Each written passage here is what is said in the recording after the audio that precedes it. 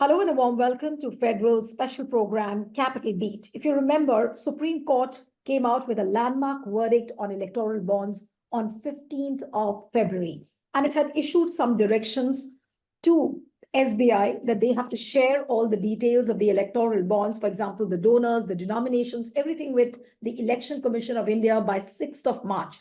And then in turn, Election Commission was supposed to publish that data on its website by 13th of March. But just 2 days before the 6th of March deadline, what happened? State Bank of India filed an extension application seeking time till 30th June to disclose the details of the electoral bonds. And what is the plea they have taken? They have said that the data regarding the electoral bonds and quote unquote, these are two sets of data according to SBI. One is the data related to the issued bonds. The other data is the data related to the redeemed bonds, the redemption of the bonds. So these two separate set of data are in two different silos, which SBI is finding very difficult to collate and process. But the big question is that in times of artificial intelligence, in times of what we say, digital India, is it really possible to put up an explanation like this? How will the people believe? Or would you see it as some kind of a cover up, which is being done by the government of India, along with the ECI officials and also SBI? Joining me now is Professor Jagdeep S. Chhokar, who is from the Association of Democratic Reforms, that was one of the petitioners in this entire case. So thank you so much for joining, Mr. Chhokar. My first question to you, what is your reaction over this extension application, which has been filed by this SBI?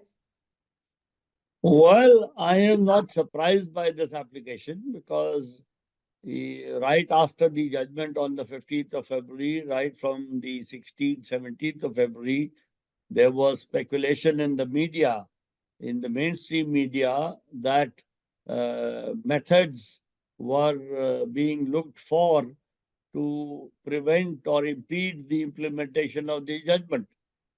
In the initial days, I thought it was a frivolous speculation, but over time it seemed to have some substance. And the filing of this application by the State Bank of India on the 4th of March confirmed that speculation. What is surprising is that it took the State Bank of India, which is by far the largest bank in the country, it took them 17 days to figure out that they cannot fulfill the requirements or directions of the Supreme Court of India. They knew it on 15th of February. If we count from 16th of February to the 3rd of March, it adds up to 17 days. Absolutely. So for 17 days, this biggest bank of the country did not know whether it could satisfy the order of the Supreme Court of India. And on 2 days before, it tells the Supreme Court of India that the other astounding thing is that they do not maintain data in the digital form. The application says that the information about the purchasers of the bonds, such as their know your customer details, etc., are kept only in the physical form in sealed envelopes, and the information about the redemption party are also kept only in the physical form in a sealed envelope in a different branch. And both these sealed envelopes are transferred to the Mumbai main branch. Yes. Where they are kept in the sealed form. In this day and age, when we have actually landed a vehicle on the moon, we are still keeping data in the physical form, and it will take the largest bank of the country 4 months to put this information together. This is truly astounding, and I don't know how the Supreme Court will react to it, because the Supreme Court itself has been very, very diligently digitizing its own working. Right. The entire petitions, the paper books, etc., are all in the digital format. The Supreme Court knows how complicated or how simple digital working is. So it remains to be seen how the Supreme But, Court. Professor Chhokar, the million-dollar question is that would Supreme Court really believe the kind of basis which SBI has taken, that it's impossible for them to collate this huge amount of data? Will Supreme Court really believe? People truly say that, and all the experts are pointing out to the fact that this is a white lie which State Bank of India is trying to put forward. I have absolutely no idea how the Supreme Court will take it. But I will be very surprised if the Supreme Court believed it in totality. But of course, the Supreme Court has its own, obviously, it has the highest wisdom in the country. And whatever they decide will be appropriate, I'm sure. But would you say, Professor, that this is some kind of a contempt of court also? Because court delivered its verdict, it issued directions, and now if the parties are taking a plea or are taking some kind of a guise to cover up this whole issue, which is very clearly a violation of the freedom of speech, is a violation of the right to information, and Supreme Court very clearly said that it's unconstitutional. So does it not look like a clear cover up that the government is trying to buy time to cover up as much as it can? Well, whether it is a cover up or not, I am not privy to that. And whether the Supreme Court will treat it as contempt, I am also not sure, because the State Bank of India has gone to the court, I suppose 2 days before the due date. So they perhaps have a excuse that we did not file it on the 7th of March. If they do not do it till the 6th of March, it is contempt, I think. But Okay. they have gone to the court on the 4th, so it may not be contempt, but it certainly seems a very flimsy excuse to my mind.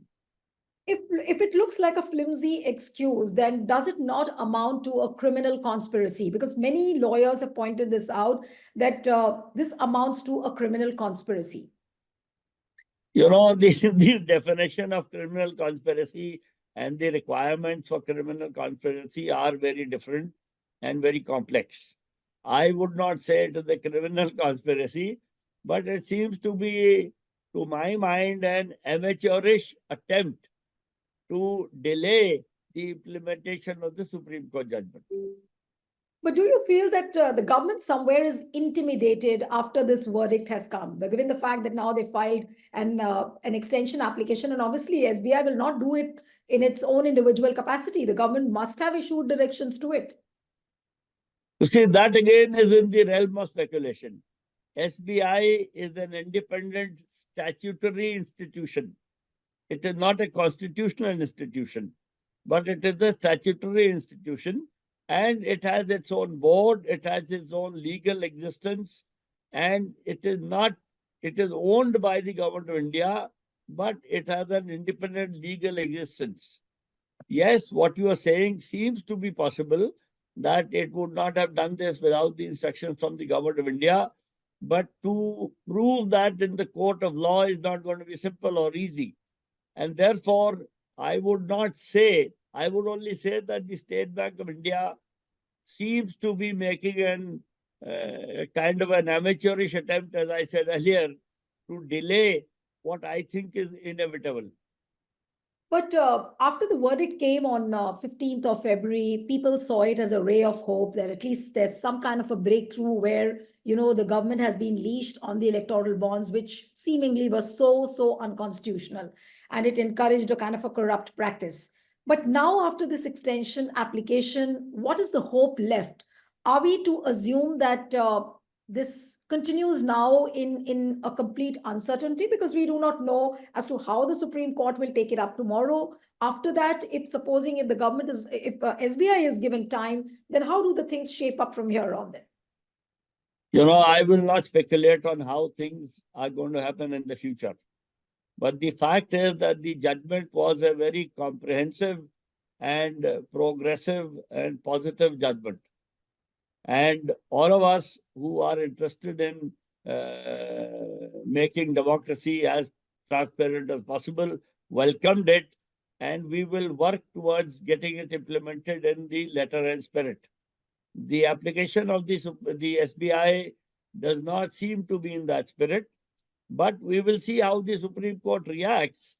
And regardless of how the Supreme Court reacts, we in the Association for Democratic Reforms, and if I may say so, civil society in general, will do our best to ensure the true implementation of his judgment in letter and spirit with all constitutional means at our disposal. But Professor Chhokar, this extension application, does it not raise doubts about the intentions of the government, whether it really has the political will to disclose the details? Well, once again, I would say it discloses the intentions of the State Bank of India to try and delay the disclosure. What influence does the government of India has exercised on the State Bank in this particular issue? I don't know. It seems unlikely that the Supreme Court will act on its own. The State Bank of India will act on its own, but there is no real proof of that. So as of now, it is an issue between the State Bank of India and the Supreme Court.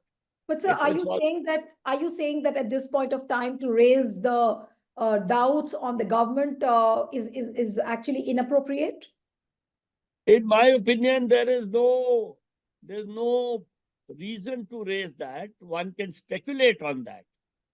But the application has been filed by the State Bank of India. The application does not make the Union of India as a party to the application. And therefore, it can be speculated that maybe there is a hand of the government behind it because State Bank of India is government owned. But on paper, legally speaking, it is only the State Bank of India as the statutory entity which has raised this issue. And we will see how the Supreme Court reacts. So you're right when you say that legally speaking, it's State Bank of India, which is a party, and we'll have to wait and watch how Supreme Court reacts. But there are enough examples, and there are situational examples as well in the past to show that, government does become heavy-handed and, in times like these, and especially in instances like these. So do you think that the government is really scared somewhere down the line? And probably that could be the reason. I'm using the word could, COULD, could. So that could be the reason that, why they have delayed the disclosure. You see, I smiled at the word government is scared. Nobody is scared of anybody else. The executive, if I may say so, the government is the executive branch of the state. The legislature is another branch, and the judiciary is another branch. Each of these three branches have their own areas of operation which they are supposed to operate in. And there is supposed to be a system of checks and balances and separation of powers.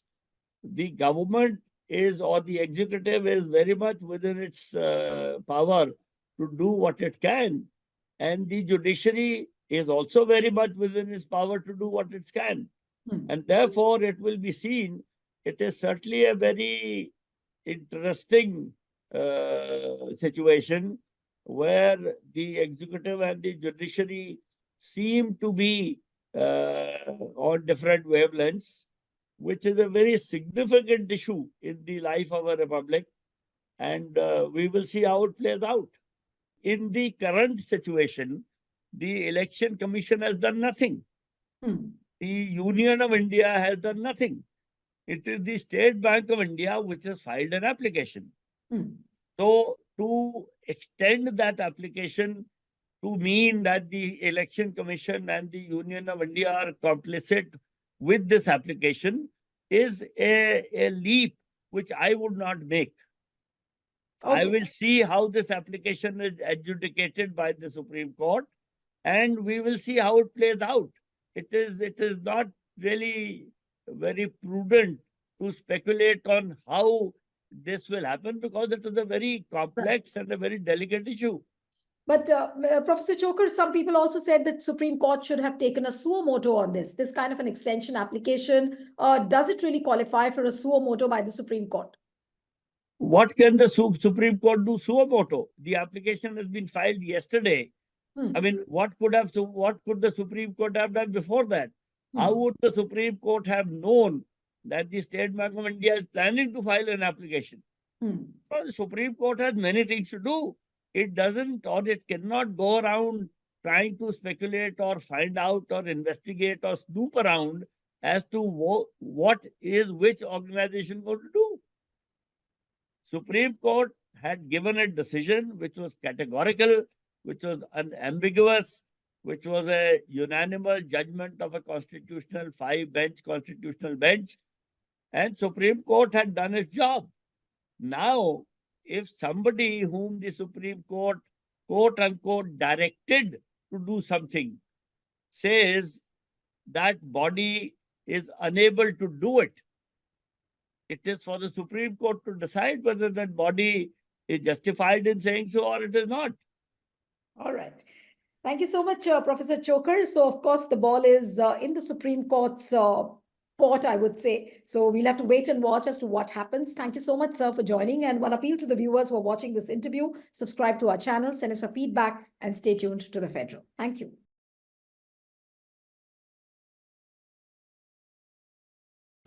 Subscribe to The Federal's YouTube page for more news and updates.